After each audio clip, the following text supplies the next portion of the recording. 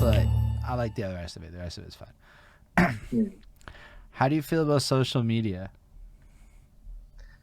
Honestly, I feel like I'm kind of like half and half about it. Like I'm not, if you look on my phone, I don't have Snapchat. Never been a fan of Snapchat. I probably had Snapchat on my phone for like a whole week at once. I've never been on Twitter either. Like there's quite a few things I've never really been on that I haven't really experienced. And like even like moving to Toronto was a weird experience for me because like I was single when I moved here and I was trying to pick up girls and like instead of like getting a number, they give me their fucking Instagram, and I'm like, bro, I have like 50 followers on Instagram because I'm from a farm town and I don't give a fuck about this. Like we all talk on Facebook like normal people are fucking in front of each other, you know what I mean? So yeah, it was like really eye-opening to me to notice like how much I don't really like partake in fucking social media whatsoever. Like I find it's useful for like what it's there, but I don't particularly use as much of it as I should. Should is a big relative, man. It's all relative to your grind. I just think Yeah. they're interesting tools. Like, I don't actually use the Instagram feed. I just post to Instagram and I research people on Instagram, but I never Mm. use the feed because it's boring to me. I like Facebook because I'm old as shit and I accept it. Like, it's just if you like Facebook, you might not be the youngest person in life these days, is what I've learned in life. That's like a truth about Facebook. Um, but it's cool that you had the Instagram because A, it helps you meet girls. That's a fact. And B, it's useful if you want to meet young people in this rap game because good chance that anybody that's like 22 is not on Facebook. And if they are, they begrudgingly make fun of you when they log into their Facebook account because you pointed out that's where the old people are. That's fair, stills. Tell us about the karaoke thing. So yeah, basically like when I first moved here, um, like we were making a lot of money working in like the dispensary and stuff because like none of it was taxed and shit, obviously. So that was good. So we were just fucking partying all the time and stuff, and we ended up stumbling across this bar. It's called the Rose and Crown in Toronto, and they have karaoke nights every Monday. So it was only on Monday nights, and we were there on a Monday, and I was absolutely trashed. And I was like, man, I'm going up to sing karaoke. And I was trying to get my best friend to come up with me, and he's all shy. And I'm like, bro, like, let's go. Stop being a pussy. Like, drink your beer and let's do this, you know? And we went up and we sang, I forgot what the fucking name of the song is. It's like the final showdown song The in final Tenacious countdown. D. Or No, no, no. the one in Tenacious D when he goes against the devil there. Oh, tribute. This is just a tribute. You've No, gotta. no, no. No, it's the one. It's Oh, the one you're talking about in from the the fucking movie. movie. Yeah, yeah. Oh, When say Dave word. Grohl Right, plays the right, right, devil and right. stuff. Okay, I know what you're talking about. Devil. No, I know what you're talking about, but I can't remember the name of the song. Yeah, but yeah, it's anyways, it's like a back and forth between like Tenacious D and the Devil and stuff, right? Yeah, And yeah. so we went up and the karaoke guy had that on his system, so we sang it together and like everybody half the bar was like cheering and the other half was like, bro, what the fuck is this? Like, you know? But we had a great time and then after that night, I literally went to that bar every single Monday night after and I would always sing like Tenacious D or like White Stripes. I had to get some Nickelback in. I know people don't like Nickelback, but I don't really give a They're shit. amazing. Anybody who Um, doesn't like Nickelback, it doesn't make no sense to me. Dude, but the first concert I've been to in like real life is Nickelback. I seen Nickelback was the first band I've actually ever seen in my life. But they're like incredible. Like I know why people don't like them. It's because they're successful and they make really great pop music and people like to get mad when really successful pop stars exist. It's just what people do. But bro, you can go to any Nickelback album. They're versatile. They're all over the place sonically. The Mhm. concepts are actually like really dark and like mature themes relatively speaking for the times. Like there's a whole reason that they're tapping into your girlfriend's daddy issues. Like it just totally makes sense why men hated that shit. Exactly. It's true.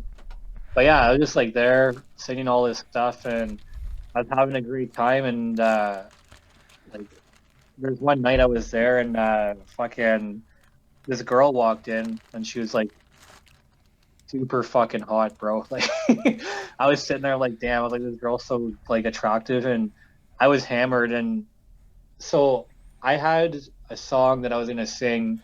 Uh, it was a Tenacious D song, but I like Jack Black because his vocals, like when he sings songs, he shows his vocal range like throughout the song, right?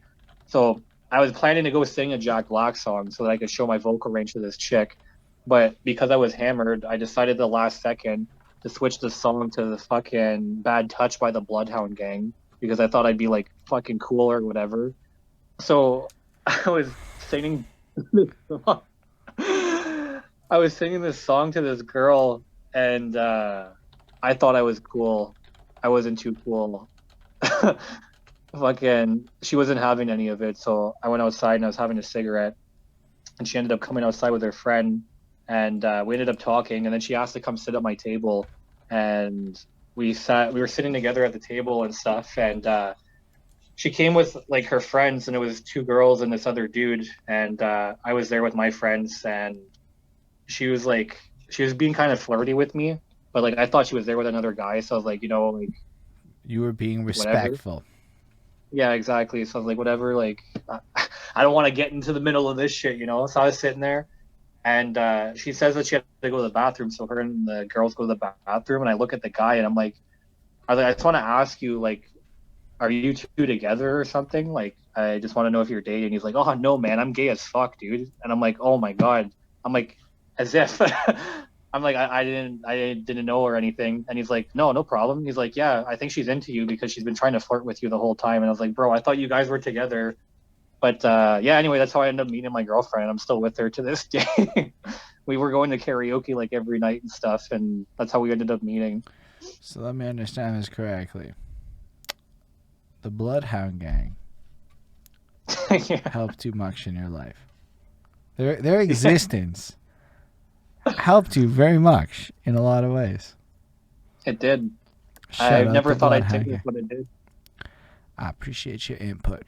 Doo, doo, doo, doo, doo. Yeah, it's one of my favorite songs. I don't care what anyone says. Yo, fuck, straight to this day, it's like what a doo doo that. And then it's like that fucking thing, and then they do the thrusts. Bro, I remember that Yeah. shit from when I'm like fucking 12. I don't care what anyone says. That shit's like a banger.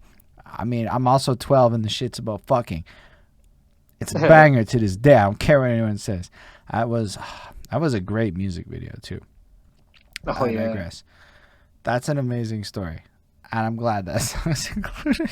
That's that's cool. Do you karaoke a lot? Stills? Like, I guess I don't know because it's COVID now and it's Ontario, and I don't really know. It's different than Quebec. Well, so before COVID happened, we found this little bar, this sushi bar that had karaoke in the basement till 4 a.m. So my girlfriend would go and we would go there to get drunk and eat sushi and karaoke. And you pay $20 an hour and you get this private room and you can just karaoke in it. Mm. So it was pretty fun. But you want to answer your question? I have a karaoke microphone right here in my room. So we can't go karaokeing anywhere right now, but we do in our house. I respect that a lot. Yeah, I want to karaoke. I wish more people wanted to karaoke. That's like the funnest shit ever for me. But every rapper I know is like, I can't fucking karaoke another man's raps till they get in the whip and they're like bar for fucking bar spitting another man's raps. But somehow you do that on stage and it's inappropriate, but you do it in a private concert for your homeboys and it's totally appropriate. Whack ass fucking rules that people make for themselves. Stills, man. I did hip hop karaoke. It was the most amazing thing. I don't know if that shit exists in Toronto, but check that shit out. If they're there, it's kind of like every city had their own, and they were all like kind of independent, but still kind of the same core idea. So there's no words though. So now you gotta like walk in with the track ready to like fucking pop off like you wrote it.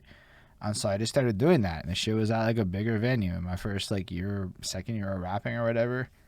And my gosh, man, there's nothing like having 300 drunk young people like fucking doing shit. Like I did Ludacris's rollout, and I was like, yo, I need y'all to do the rollout, roll out. And they did it. They just did it. And I'm like, say a word. And it looks amazing on video and shit. And I'm like, I sound like ass because I can't sing for shit. But man, it looked cool that they fucking did it with me and shit. Yo, shout out DJ Magnanimous who does the fucking loop sessions in Montreal. Y'all went live when I was live and I couldn't go check your shit. But I once he said I once ended up in an underground illegal after hours karaoke in Chinatown after a DJ gig. I was mad confused. Say a word.